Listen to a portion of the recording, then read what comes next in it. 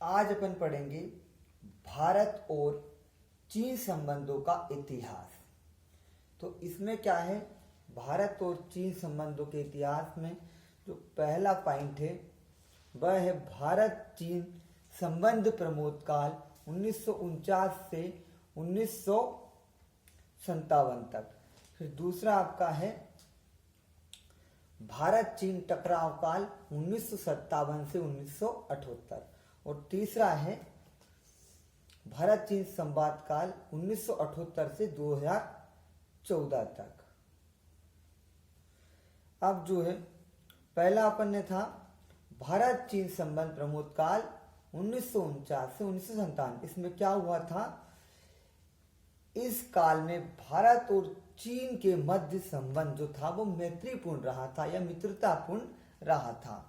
चीन की साम्यवादी क्रांति का समर्थन भी किया था और साम्राज्यवादी चीन को अमेरिका तथा पश्चिम देशों के विरोध के बावजूद भी भारत ने मान्यता दी थी और दूत भेजकर राजनयिक संबंध कायम किए थे।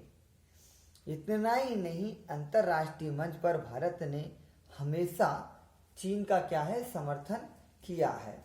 चीन को संयुक्त राष्ट्र संघ की सदस्यता दिलाने में सतत भारत का प्रयास रहा है, किया है तथा पश्चिम देशों से चीन को मान्यता दिलाने की भी कोशिश की थी। फिर है 29 जून 1954 को दोनों राष्ट्रों के मध्य एक 8 वर्षीय व्यापारिक समझौता भी हुआ, जिसके अंतर्गत भारत और तिब्बत से अपने अतिरिक्त देशीय अधिकारों को चीन को सौंप दिया गया और व्यापारिक समझौते की प्रस्तावना भी की गई थी। और पंचशील सिद्धांतों की 1954 में जो हो उनके बीच भारत और चीन के बीच समझौता हुआ था। फिर है जो दूसरा अपना पॉइंट है भारत और चीन टकराव काल 1957 से 1978। इसमें क्या हुआ था, इसमें पहली एक जो समस्या थी वो तिब्बत समस्या थी, दूसरी थी सीमा विवाद। तो तिब्बत समस्या क्या है, जो हिमालय और लून घाटियों के बीच स्थित तिब्बत संसार का सबसे ऊंचा देश है। इस संसार की छत भी कहा जाता है, इसे क्या है, संसार की छत भी कहा जाता है। इसके उत्तर में चीनी सिकियोंग तथा दक्षिण में नेपाल, बर्मा, पाकिस्तान तथा भारत की सीमा लगती है। धर्म गुरु दलाई लामा ही सही यहाँ के शासक होते रहे हैं। 19वीं शताब्दी में चीन ने तिब्बत की राजधानी पर क्या है, कब्जा कर लिया है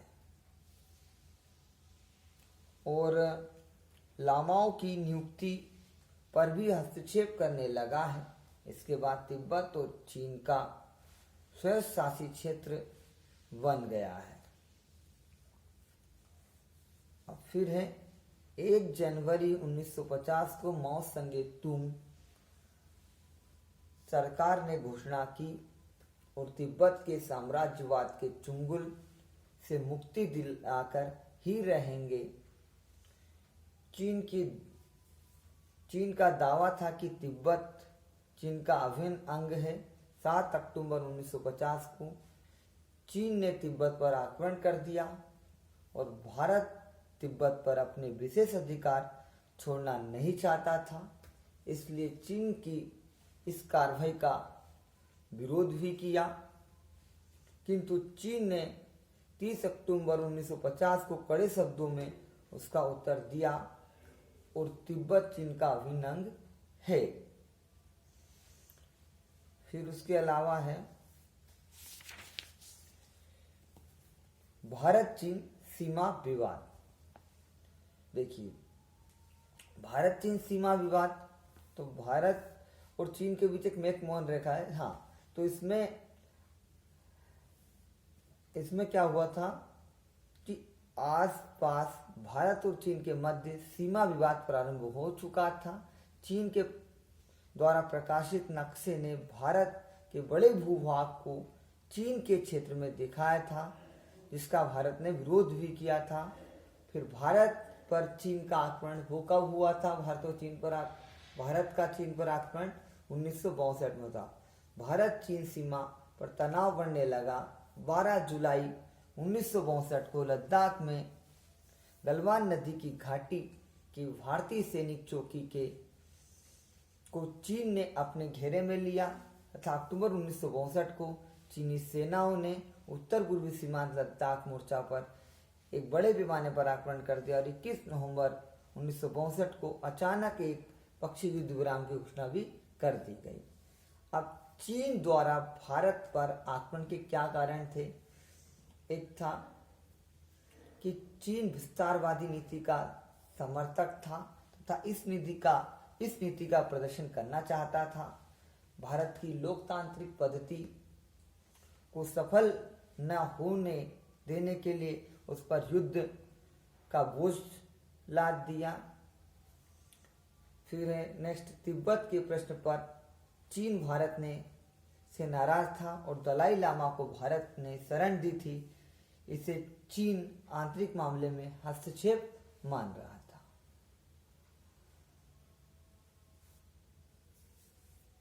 फिर है भारत की पराजय के कारण। इस युद्ध में भारत की पराजय के निम्नलिखित कारण थे। भौगोलिक स्थिति चीन के पक्ष में थी। फिर दूसरा, चीनियों ने इस युद्ध की तैयारी बहुत समय पूर्व से ही कर रखी थी, जबकि भारत इसके लिए तैयारी नहीं था। अतः भारत चीन युद्ध में भारत की पराजय हुई। अब इसके बाद है भारत, तीसरा जो मेन पॉइंट है, भारत चीन संवाद काल 1978 से 2014। इसमें क्या था? 1978 में चीन एक उच्च स्तरीय प्रतिनिधिमंडल वांग पिंगनान के नेतृत्व में भारत आया।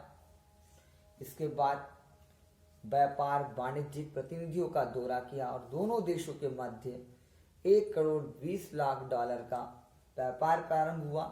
सितंबर 1978 में चीन ने कृषि वैज्ञानिकों ने भारत की यात्रा की तथा न्यूयॉर्क में तत्कालीन विदेश मंत्री अटल बिहारी वाजपेयी ने भी चीनी विदेश मंत्री हवांग हुआ से भेंट की और 1978 में चीन की स्थापना के 21वीं वर्षगांठ के अवसर पर भारत के उपराष्ट्रपति वी.डी. जत्ती चीन गए थे। फिर है चीन और भारत के मैत्रीपूर्ण संबंध बनाने का इच्छुक था। इससे कई कारण हैं। भारत एक बड़ा एशियाई देश है और चीन का पड़ोसी है। उसके साथ तनावपूर्ण संबंध होना चीन के लिए भी हितकारक नहीं है।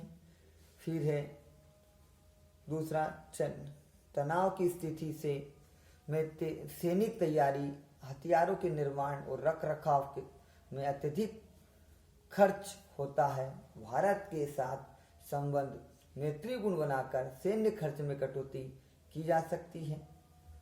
फिर है तीसरा, माओ के बाद चीनी नेताओं ने कई उदार नीतियां अपनाई, वे कुछ नीतियां अपनाई हैं। यदि आपको वीडियो पसंद आया है तो चैनल को लाइक कीजिए, सब्सक्राइब कीजिए। वीडियो देखने के लिए धन्यवाद। ओके।